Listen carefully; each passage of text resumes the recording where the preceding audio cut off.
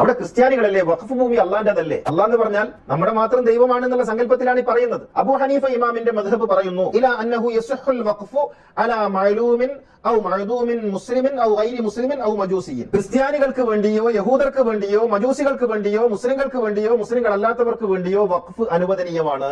മറ്റൊന്ന് യസ്ഹുൽ വഖഫു അലൽ മസീഹിയ്യീന, ക്രിസ്ത്യാനികൾക്ക് വേണ്ടി വഖഫ് ചെയ്യൽ അനുവദനീയമാണ്. കമാ യജൂസു സദഖത്തു അലൈഹിം, അവർക്ക് സദഖ സകാത്ത് കൊടുക്കൽ അനുവദനീയമായതുപോലെ.